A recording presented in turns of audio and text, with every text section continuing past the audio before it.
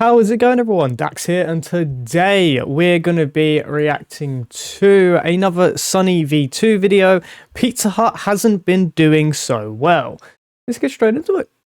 And away we go. Failed franchises, bankruptcies, and almost no growth in revenue for the last 10 years. This is the sad reality for Pizza Hut, who have had so many store closures that there's now a subreddit dedicated to finding former Pizza Hut restaurants. To understand why Pizza Hut has lost almost half of its market share over the last 20 years, we have to begin by asking the following question. Why was Pizza Hut so unique and successful in the first place? Back in the 1990s, Pizza Hut had a reputation for having some of the craziest yet most unique and successful pizza designs, which were not only delicious, but also gave the public a reason to talk about the business. For example, in 1993, Pizza Hut released the Bigfoot, a massive 2 feet long by 1 foot wide square pizza creation, with the Bigfoot accounting for 18% of total sales. There was also the cheeseburger crust pizza, the hot dog crust pizza, and the cornflakes crust pizza. However, none of these were as successful as the now famous stuffed crust pizza, which achieved sales of $1 billion in the first year, boosting Pizza Hut's stock price by roughly 50%. Of course, this strategy led to the occasional flop, such as their controversial lasagna pizza, which was described in a review as the worst thing I've ever eaten in my life genuinely.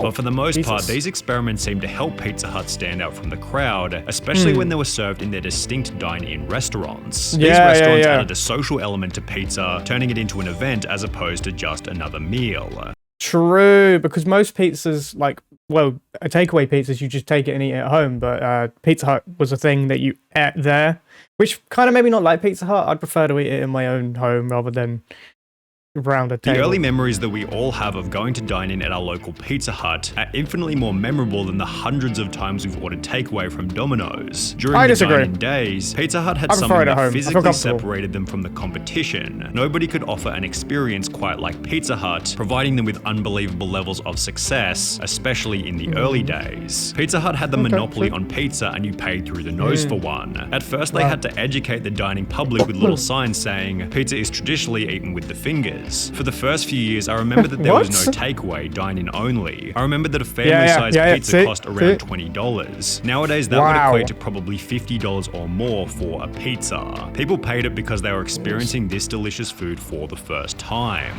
The Pizza Hut dine-in experience was seemingly profitable in the beginning, but this didn't mean that it was going to be successful forever. Some insane anecdotes claim that a new source destroyed Pizza Hut dine-in completely, or that dine-in was destroyed by their staff choices. However, the main issues seem to come from other competing pizza brands who were specializing in delivery. There's something about pizza that makes it perfect for eating at home. The box acts as a plate, there's no cutlery needed, and the compact design of pizza reduces the potential for mess. Domino's began to take advantage of this at a time when Pizza Hut didn't even offer delivery. In fact, Pizza Hut only began delivering pizzas 27 years after launching their business, doing so because they saw how successful Domino's was. The convenience of delivery meant that you didn't need to go to a dine-in restaurant if you wanted to eat pizza. And if you did desperately want all-you-can-eat Pizza Hut, you could literally just go to any all-you-can-eat restaurant offering pizza and eat your 8 slices along with 100 other food options. Pizza was no longer an exclusive thing in the same way that it was in the early days of Pizza Hut. This lack of exclusivity in combination with delivery also shifted people's perceptions of how prestigious pizza was. As mentioned earlier, Pizza Hut adopted the dine-in model when pizza was an exclusive new dish from Italy. However, Domino's and delivery in general turned pizza into just another fast food. Pizza Hut became no fancier than McDonald's or KFC, so why would you take your family to eat there as a special occasion?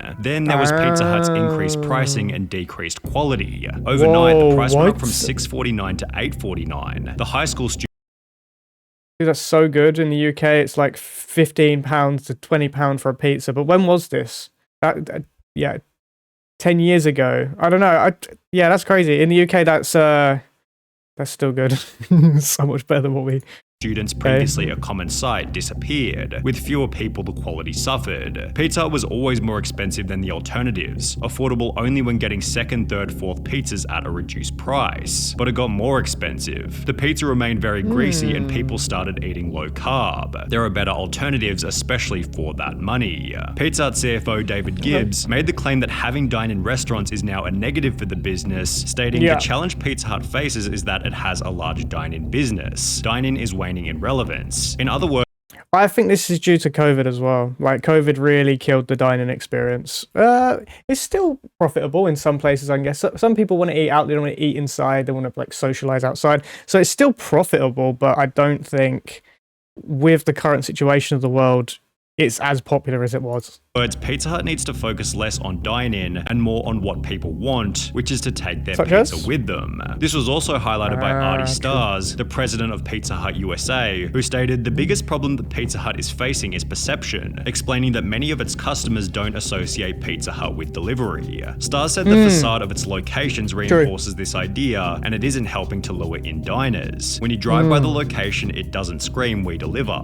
To promote delivery to its customers, Pizza Hut delivered pizza to space, the Oscars, and the top of Mount Kilimanjaro, but it still seems as though they aren't competitive on delivery. And on the topic of Pizza Hut in comparison to its competition, we should also highlight that Pizza Hut is extremely uncompetitive from a health perspective. Their standard pepperoni pizza contains I think with the delivery standpoint, right, if you're going to get a delivery pizza, you're going to go to a place that doesn't have tables. There's just a queue to get to the counter, order your pizza, then leave. Or you order it on the phone or order it online. But if you're going to a Pizza Hut to order something, right, there's tables everywhere. It looks like a dine-in. You can choose to dine in or take away.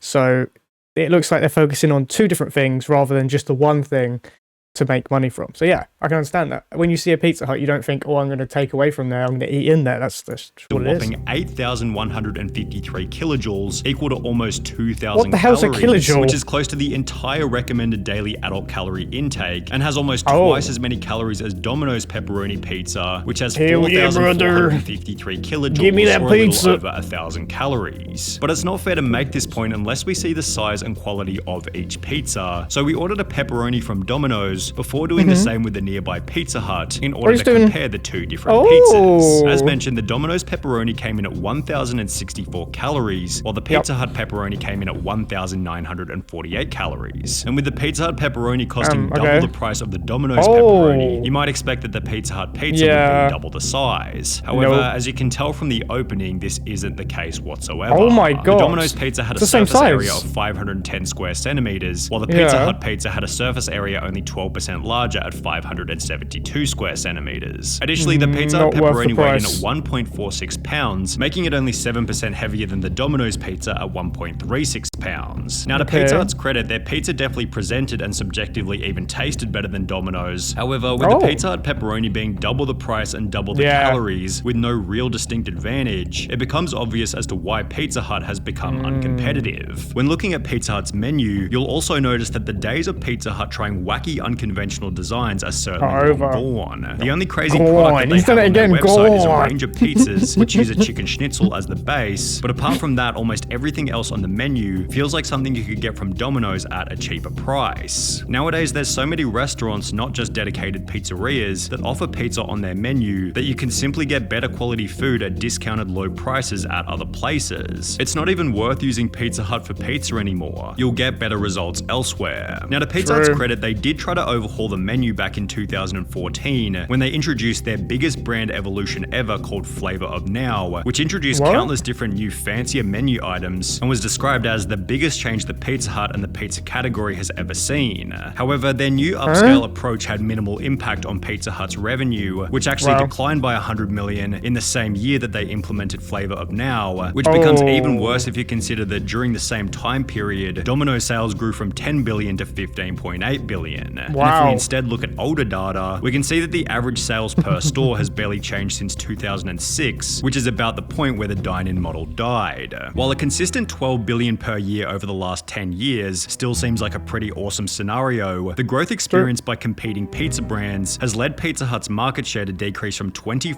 in 1995 to 14.3% in 2016. 2016 also marked the year where Pizza Hut lost their 45-year-long title of the world's largest pizza brand to Domino's. However, their stagnant revenue has caused significantly worse problems than simply losing some arbitrary title. For example, in August 2019, Pizza Hut announced that they plan on shutting down over 500 underperforming stores in the US. And exactly 1 year after that, in August 2020, Pizza Hut's largest franchisor, MPC, announced that they were bankrupt, having roughly $1 billion in debt, forcing them to close 300 of their Pizza Hut franchises and put their remaining 927 stores up for sale, representing 1/5 of every Pizza Hut restaurant in America. 1 month one after fifth, this, still, Pizza Hut announced that they'd be closing more still. than 10% of its stores in the UK, with this taking place in the very same year. Closing more than 10% of its stores in the UK, with this taking place in the very same year that Domino's and Papa John's had net gains of 17.6% and 15.9% respectively. In the process, Pizza Hut was undergoing a logo change, although not to something fresh representing a bright future, but rather to the same logo used during the Pizza Hut glory days of 1974 to 1999. They're trying to relive it. Pizza Hut's chief brand officer Marianne Radley stated, "Embracing our iconic Pizza Hut logo is recognition of a time period where Pizza Hut unequivocally reigns supreme, because that's where the future is headed. However, at the same time, it feels as though they're desperate to remind the world that Pizza Hut still exists, and this doesn't sound like the kind of play made by a company who's going to be reigning supreme anytime in the near future." Oh, Sonny's called them out. He's saying that they're not going to be supreme anymore. But anyway, yeah, that's a good video. Yeah, I'm not really a big fan of Pizza Hut. It's not my favorite pizza place to eat, but yeah, it's no, I can understand why they're on the decline, but they can, like I said, anyone can pull anything back if they give it a chance, but they can't. I don't think reliving the glory days or redoing what you've already done is a good idea in the necessary way of trying to survive. It kind of looks kind of desperate in a way, so they got to think of something new. But anyway, that was a good video. See you in the next one. Subscribe.